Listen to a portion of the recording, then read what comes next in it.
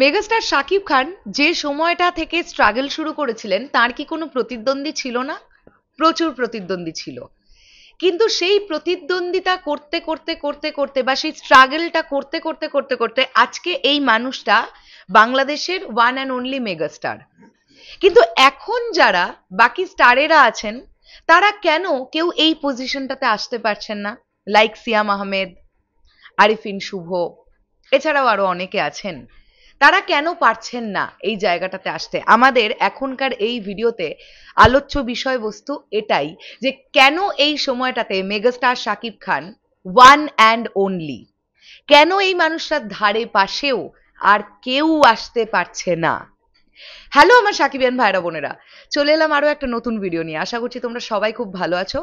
এই ভিডিওটা আমি খুব শর্টে আলোচনা করার চেষ্টা করছি। বলতে গেলে এই ভিডিওটা এই টপিকটা নিয়ে 20 মিনিট, 22 মিনিট, 25 মিনিটও আলোচনা করা যায়, কিন্তু আমি জানি তোমরা এত বড় ভিডিও দেখতে হয়তো তোমাদের ভালো লাগবে না, তাই আমি খুব ছোট করে আলোচনা করছি। আমি কটা পয়েন্ট বলবো। প্রথম যে পয়েন্টটা, 1 নম্বর পয়েন্ট, অনেকের কাছে মনে হতে পারে এটা কোনো পয়েন্টই নয়, বাট আমি বিশ্বাস করি এটা একটা পয়েন্ট। সেটা হচ্ছে লাক ফেভার, স্টার ফ্যাক্টর। ওই এক্স ফ্যাক্টরটা না সবার মধ্যে থাকে না। এটা প্রথম ওয়ার্ক করেছে মেগাস্টার শাকিব খানের ক্যারিয়ারে, তার এক্স ফ্যাক্টরটা। এবং এটা শুধুমাত্র মেগাস্টার শাকিব খান বলে নয়, এই এক্স ফ্যাক্টর ওয়ার্ক করেছিল সালমান শাহর ক্ষেত্রে, এই এক্স ফ্যাক্টর ওয়ার্ক করেছিল মান্না সাহেবের ক্ষেত্রে, এই এক্স ফ্যাক্টরটা তাদের জন্য ওয়ার্ক করেছিল যাদের কোটি কোটি লাখো লাখো ভক্ত ছিল।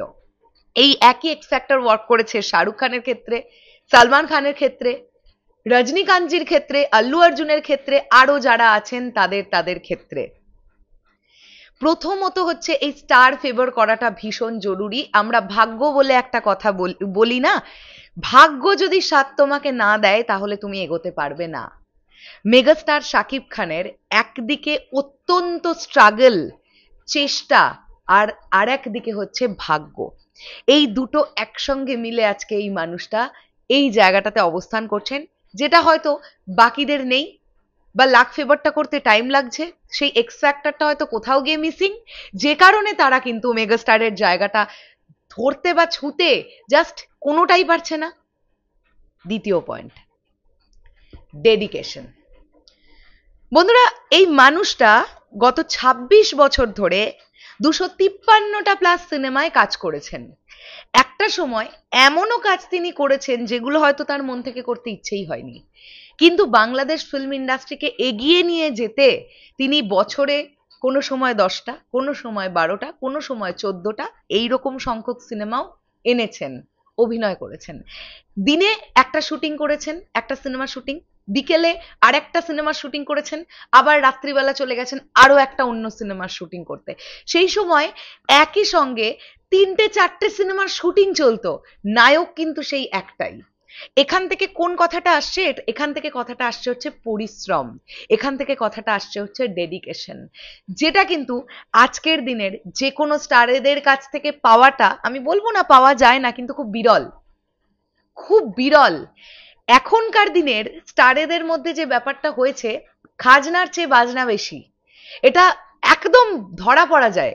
ধরো অভিনয় কতটা করতে পারে সেটার দিকে ধ্যান নেই, তার বাউন্সার কটা আছে, তার জন্য সামনে 4টে এসি বা কুলার রাখা আছে, তো তার সঙ্গে কতগুলো লোক ঘুরছে। এখন স্ট্যাটাস মেনটেন করতে গিয়ে আসলেই কাজটা কতটা মন দিয়ে করবে সেই দিকে ধ্যান দেওয়ার এখন ওই ব্যাপারটা, ফোকাসটা অনেকটা চলে গেছে, যেটা মেগাস্টার শাকিব খানের সময় ছিল না। মেগাস্টার শাকিব খান যে সময় ধীরে ধীরে ধীরে ধীরে সেই জায়গাটা করে উঠছেন, সেই সময় তার শুধু ধ্যান জ্ঞানটা কাজের প্রতি ছিল। তার ধ্যান জ্ঞানটা ছিল না আমার পেছনে কটা বাউন্সার ঘুরছে, আমার কি চাই, বা আমার এই এই এই ক্রাইটেরিয়া, যেটা আজকের ডেটে দাঁড়িয়ে ভীষণ একটা মানে স্টারেদের জন্য একটা নেগেটিভ দিক হয়ে উঠছে। মানে হচ্ছে বাউভাটটা যেটাকে আমরা বলি, দেখনদারি।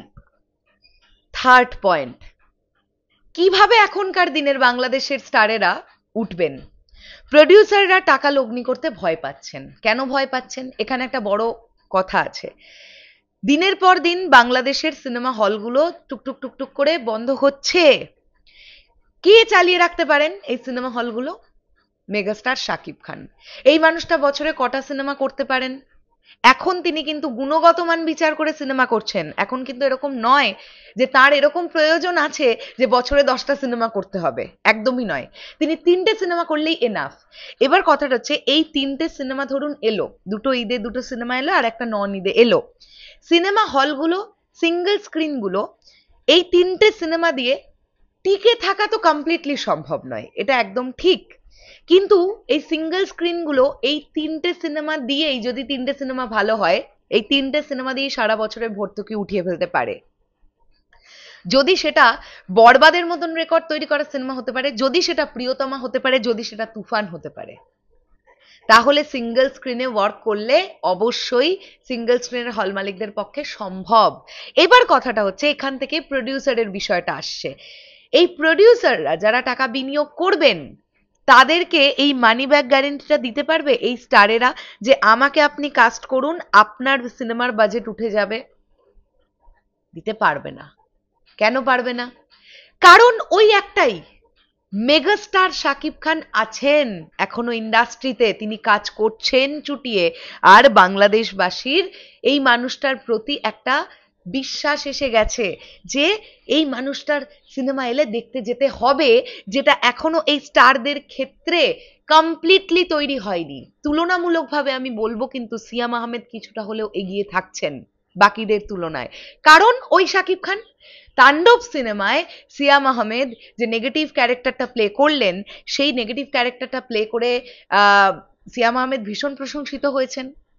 আমার তো কোথাও গিয়ে এটা মনে হয় তাণ্ডব যারা দেখেছেন তারা সিয়াম আহমেদের নেক্সট প্রজেক্ট দেখার জন্য এক্সাইটেড হয়ে থাকবেন। তো বাকিদের তুলনায় সিয়াম আহমেদ একটু হলেও এগিয়ে আছেন। এরকম আরো প্রচুর কারণ আছে যে কারণের জন্য কিন্তু বাকি স্টারেরা আজ মেগা স্টারের ধারে কাছে বা সুপারস্টারের এস পর্যন্ত পৌঁছতে পারছেন না। তাদের সময় লাগবে, ডেফিনেটলি তাদের সময় লাগবে। আর আমার এটা কোথাও গিয়ে মনে হয় মেগাস্টার শাকিব খান যত দিন যত বছর ইন্ডাস্ট্রিতে আছেন, মেগাস্টারের জায়গাটা মেগাস্টারেরই থাকবে। ওই জায়গাটা নেওয়ার ক্ষমতা কারোর হবে না। ইম্পসিবল ব্যাপার, এটা ইম্পসিবল ব্যাপার। কারণ এই মানুষটা যে ইন্ডাস্ট্রির জন্য কত কি করেছেন সেটা খুব পুরনো যারা মানুষ ইন্ডাস্ট্রির, তাদের সঙ্গে কথা বললে জানতে পারা যায়। তো এমনি এমনি হয় না। ওই লাখ একটা চকচকে কপাল যেমন বললাম, এবং সেই কপালটা থাকলেও হয় না, জানেন তো, সেটাকে মেনটেন করতে হয়, যেটা মেনটেন করে যাচ্ছেন মেগাস্টার শাকিব খান। আমার ভাগ্য চরম ভালো, আমি একটা জিনিস পেয়ে গেলাম। ধরুন আমি আজকে লটারিতে 1 কোটি টাকা জিতে গেলাম, আমি তার পরের দিনই সব খরচা করে ফেললাম, তার পরের দিন তো আমি আবার ফকিরনি হয়ে যাব। তো আমি ওই 1 কোটি টাকাটাকে কিভাবে মেনটেন করব সেটা তো আমার উপরে। ওই মেনটেন করাটাও একটা ফ্যাক্টর কিন্তু, যেটা মেগাস্টার শাকিব খান করছেন, নিজের জায়গাটাকে ধারাবাহিকভাবে ধরে রেখেছেন। তো এইটা হচ্ছে ব্যাপার। যাই হোক, আমি শেষ করলাম ভিডিওটা। এই পুরো বিষয়টাকে নিয়ে তোমাদের কি বক্তব্য সাকিবিয়ান ভাইরা বোনেরা কমেন্ট করে জানিও। আসছি আবার খুব শিগগিরই। তাহলে এখনের জন্য টাটা।